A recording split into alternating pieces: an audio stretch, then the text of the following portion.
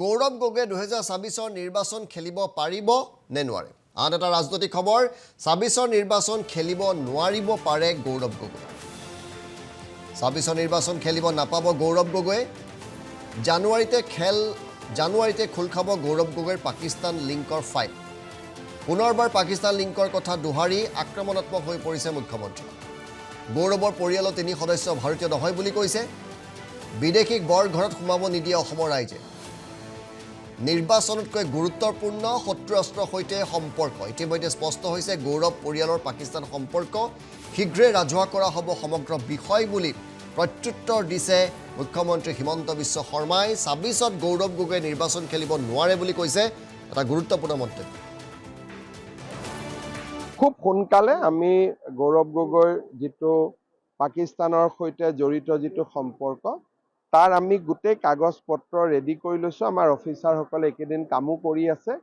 খুব সোনকালে মই আপোনালোকৰ আগত এইখিনি দি দিম। এইটো আমি জুবিনৰ ঘটনাটোৰ কাৰণে ৰখি দিবলগীয়া হ'ল।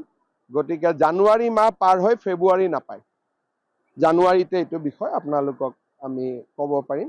মানুহৰ আটাইতকৈ ডাঙৰ কথা যে পাকিস্তান ভাৰতৰ এখন শত্ৰু ৰাষ্ট্ৰ, আমাৰো শত্ৰু ৰাষ্ট্ৰ। ইলেকশ্যন খেলা নেখেলাতকৈও যে পাকিস্তানৰ লগত সম্পৰ্ক থকাটো উচিত নে অনুচিত, এই গোটেই কথাবিলাক অসমৰ ৰাইজে বিচাৰ কৰিব। আপোনালোকে চাওক, আজিৰ পৰা 4 মাহ আগতে গৌৰৱ গগৈয়ে স্বীকাৰ কৰিলে যে মোৰ 2টা ল'ৰা ব্ৰিটিছ। আজিলৈকেতো ভাৰতীয় নকৰিলে। ঠিক আছে, ভুলতে কোনোবা ক'লে কভিডৰ সময়ত লৈ ল'লে, কিবাৰ সময়ত লৈ ল'লে, যি ক'লে আমি এইবোৰ এৰি দিলোঁ। কিন্তু আজি 4 মাহ তেওঁ যদি ধৰি ল'লোঁ তেওঁ অসমৰ মুখ্যমন্ত্ৰী হ'ব খোজে, তাৰমানে মুখ্যমন্ত্ৰীগৰাকীৰ ঘৈণীয়েকো ভাৰতীয় নহয়, ল'ৰা ছোৱালী দুটাও ভাৰতীয় নহয়। অফিচাৰসকলে কি সাহসত গৈ ঘৰত কথা পাতিব যে 4জন মানুহ 3জনে বিদেশী? গতিকে এই কথাবিলাক অসমৰ মানুহে জানে, বুজে, শুনে।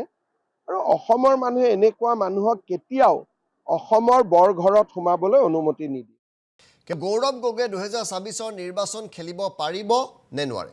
আন এটা ৰাজনৈতিক খবৰ, 24 নিৰ্বাচন খেলিব নোৱাৰিব পাৰে গৌৰৱ গগৈ। 24 নিৰ্বাচন খেলিব নাপাব গৌৰৱ গগৈ। জানুৱাৰীতে খোল খাব গৌৰৱ গগৈৰ পাকিস্তান লিংকৰ ফাইল।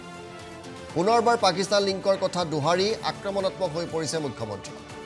গৌৰৱৰ পৰিয়ালৰ 3 সদস্য ভাৰতীয় নহয় বুলি কৈছে। বিদেশীক বৰ ঘৰত সোমাব নিদিয়ে অসমৰ ৰাইজে। নিৰ্বাচনতকৈ গুৰুত্বপূৰ্ণ শত্ৰু ৰাষ্ট্ৰৰ সৈতে সম্পৰ্ক। ইতিমধ্যে স্পষ্ট হৈছে গৌৰৱ পৰিয়ালৰ পাকিস্তান সম্পৰ্ক শীঘ্ৰে ৰাজহুৱা কৰা হ'ব সমগ্ৰ বিষয় বুলি প্ৰত্যুত্তৰ দিছে মুখ্যমন্ত্ৰী হিমন্ত বিশ্ব শৰ্মাই। 24ত গৌৰৱ গগৈয়ে নিৰ্বাচন খেলিব নোৱাৰে বুলি কৈছে এটা গুৰুত্বপূৰ্ণ মন্তব্য। খুব সোনকালে আমি গৌৰৱ গগৈৰ যিটো পাকিস্তানৰ সৈতে জড়িত যিটো সম্পৰ্ক তাৰ আমি গোটেই কাগজ পত্ৰ ৰেডি কৰি লৈছোঁ। আমাৰ অফিচাৰসকলে এইকেইদিন কামো কৰি আছে।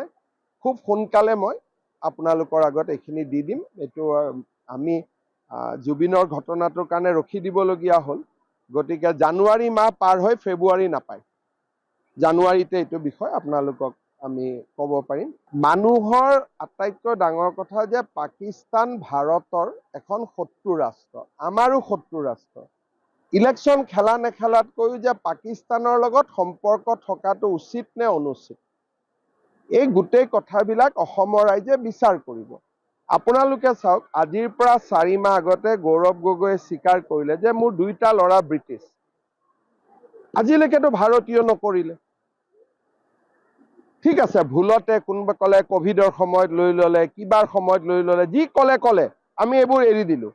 কিন্তু আজি 4 মাহ তেওঁ যদি ধৰি ল'লোঁ তেওঁ অসমৰ মুখ্যমন্ত্ৰী হ'ব খোজে, তাৰমানে মুখ্যমন্ত্ৰীগৰাকীৰ ঘৈণীয়েকো ভাৰতীয় নহয়, ল'ৰা ছোৱালী দুটাও ভাৰতীয় নহয়। অফিচাৰসকলে কি সাহসত গৈ ঘৰত কথা পাতিব যে 4জন মানুহ 3জনে বিদেশী? গতিকে এই কথাবিলাক অসমৰ মানুহে জানে, বুজে, শুনে। আৰু অসমৰ মানুহে এনেকুৱা মানুহক কেতিয়াও অসমৰ বৰঘৰত সোমাবলৈ অনুমতি নিদিয়ে।